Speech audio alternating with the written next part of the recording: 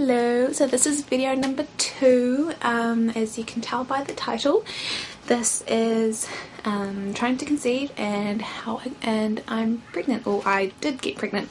I am postpartum now, but yeah, so if you haven't watched the first video in the series of 3, please go here and go and watch it before you watch this one, because I explain a little bit about where I've been and my channel, where I've been and what I'm going to be doing.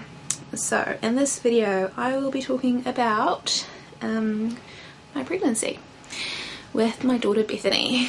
So okay, after 8 months of trying to conceive, my husband and I got pregnant. We moved house. We had to move house because the house we were living in was really cold, and I was thinking, I'm not going to stay in this house another winter and I will not be pregnant in a house like this.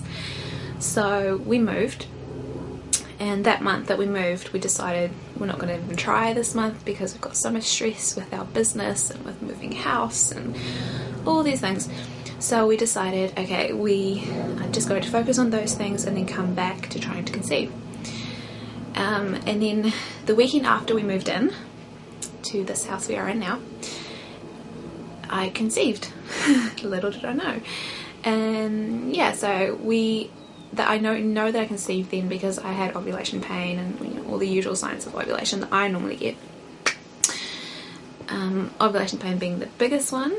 So yeah, and on the 10th, so the 10th of June, yeah, the 10th of June was actually my cousin's baby's due date, and he was born 4 days before.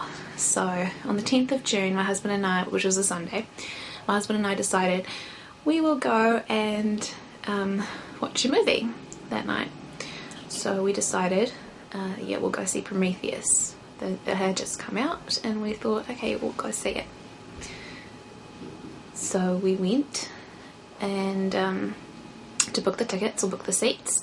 We came home and it wasn't until about 8:10 that night that we were going to go see it, and we were at home and he just had to go pick something up from the office. So I decided I'm just going to stay home and wait for him and get ready while he just goes and picks something up before we go to the movies. That afternoon I fell asleep on the couch, and it was actually the day the AF was supposed to start, because I was on a 28-day cycle that cycle, yeah, she didn't arrive and I fell asleep on the couch, and that is so unusual for me. I do not fall asleep on the couch. This is, you know, not me if I don't fall asleep on the couch. So I fell asleep on the couch and I was like, this is weird. So also that month I wasn't taking prenatals because we were having a break. So I was thinking, okay, well, this is weird. I still have an ovulation test left. Maybe I'll go take that since it's the end of the month. I'm obviously not ovulating, but I know that they can pick up pregnancy hormone. So I went and took the test and it came back a strong positive, and I was like, okay, this is weird. So I went and when my husband got home, I showed him. I said, this is an ovulation test, but look what it's showing. I'm obviously not ovulating. And so he's like, okay, we are going to go to the movies 15 minutes early. We're going to go buy a pregnancy test, and you're going to go test at the movies in the bathroom. So we did. We bought a first response early detection one, and we also bought 2 cheap ones just, you know, to confirm afterwards really. So we went into the movies and I went into the bathroom with the first response. It felt so weird, but yeah, we went and did that. I did that, and within sort of, I took the test, and within, I thought, okay, I'm not going to look at it, I'm just going to read the pamphlet. I'm just going to read the pamphlet for 7 minutes and then I'm going to look at it. Within the first 2 minutes I looked down and there was a strong positive. And I was like, oh my goodness, I am pregnant. I could not believe that. I walked out of those bathrooms with the hugest smile on my face. You know, I was just like, beaming from ear to ear, so happy. I showed my husband the test. This one, you know, could click the end on so you don't touch the pee bit. But yeah, I was so happy. I was just like, I couldn't even believe it. We were sitting there grinning, and then we watched the movie, and it was the first 3D movie my husband had ever seen, so it was epic for him. We were just so happy. We called both sets of parents straight away. I was exactly 4 weeks on that day, and yeah, we were just absolutely stoked. After that, we went, I went and got a doctor's appointment. She confirmed with bloods and did my HCG levels. Everything looked fine. My blood work looked absolutely perfectly fine. I got an early scan at 7 weeks, I believe, 6 or 7 weeks. And it all went well. Baby was measuring right on time. Well, she was measuring 1 day behind, but you know, that's nothing. So yeah, and that was, it was just awesome. Yeah, so we then, okay, the first trimester I didn't get that bad morning sickness. I mean, sure, I was queasy every now and then, but I didn't really throw up at all. And when I saw my obstetrician for the first time, she said, oh, none of my kidney transplant patients get morning sickness because of the steroid that we're on, the prednisone, and that apparently suppresses the morning sickness. So I would count myself very lucky.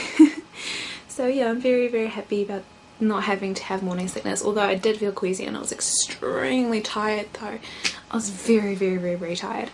Now, ever since I was diagnosed with kidney failure, I have been chronically anemic.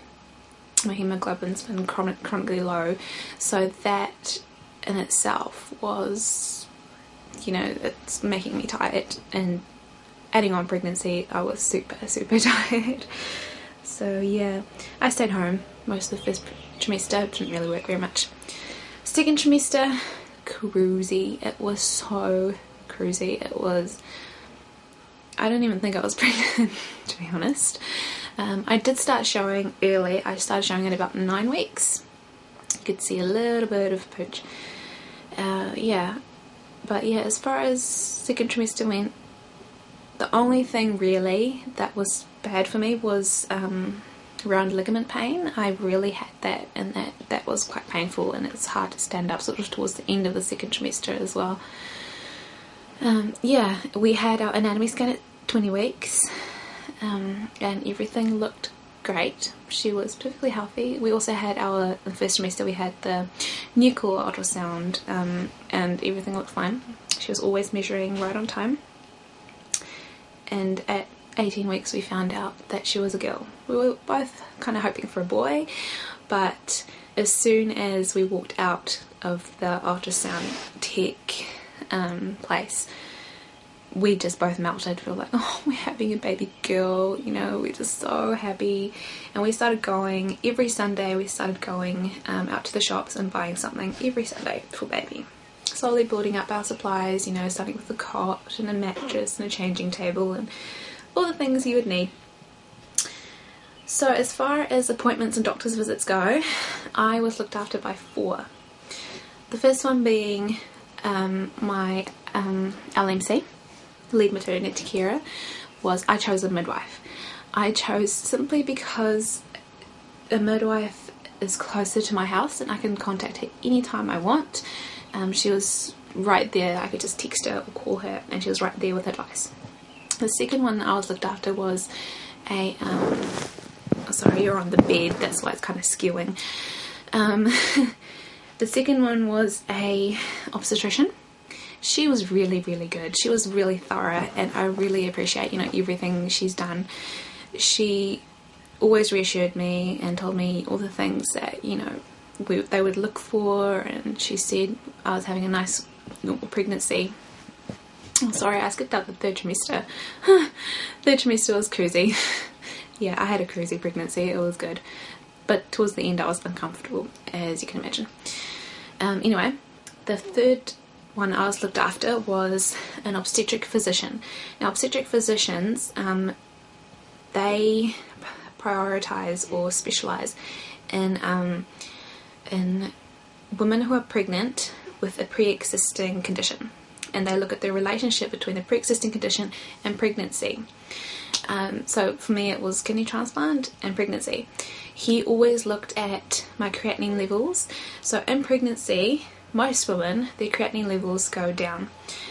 Mine did the same thing. Up until about 30 weeks, my creatinine started going up a little bit, but it did plateau. It stayed the same. So that was a good sign. They just kept an eye on it. They weren't really too concerned.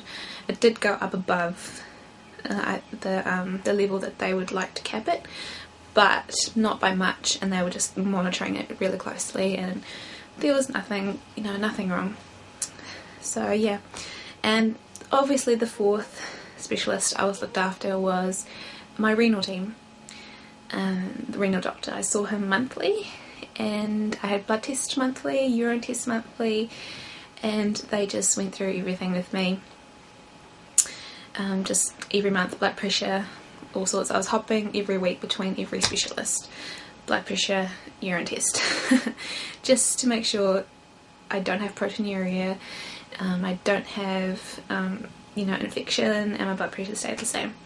So yeah, all throughout my pregnancy my blood pressure was perfectly normal, 120/60 averaged, and no protein in my urine. I passed the gestational diabetes test for flying colours apparently, so that's good.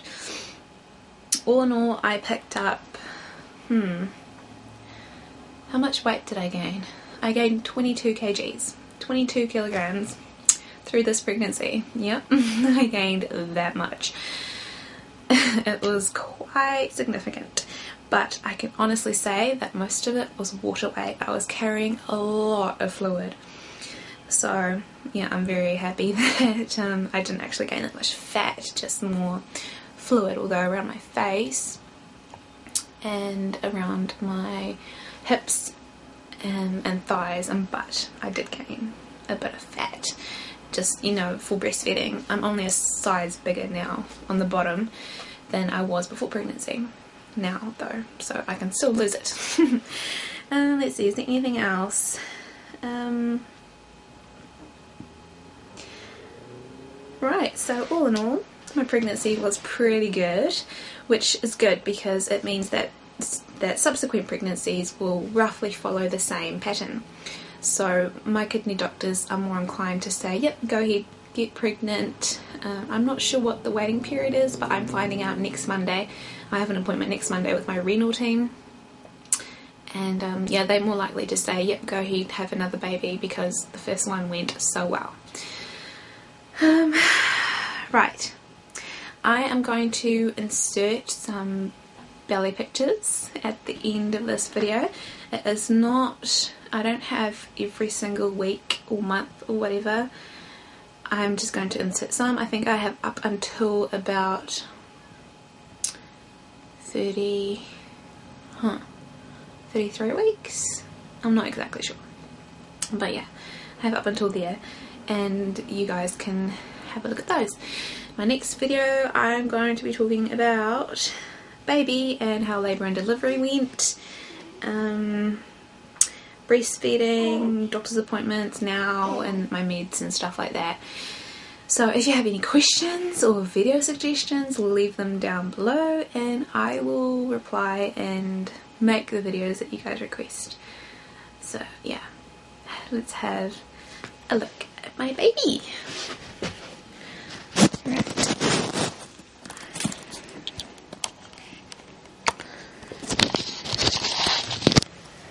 Here she is, sleeping soundly. Cute as a button. Her hair looks really oily because I bathed her in I put some olive oil, pure olive oil, in her bath this morning just for her skin, because her skin is flaky, and if you put some olive oil, about a tablespoon of olive oil, in her bath, it makes the outer layer shed more easily and makes the new layer that's coming up more supple and resilient. So yeah, cool. So I will see, ooh, the lighting's really bad. So I will see you guys, wow, that's bad lighting, there we go. So I will see you in my next video, and yeah, and I will show you my postpartum body. Don't know if you guys really want to see that, but yeah, I will show you my postpartum body 1.5 weeks after birth, so prepare for that. Well, my tummy anyway, not my whole body. That's just weird. Okay, see you in the next video.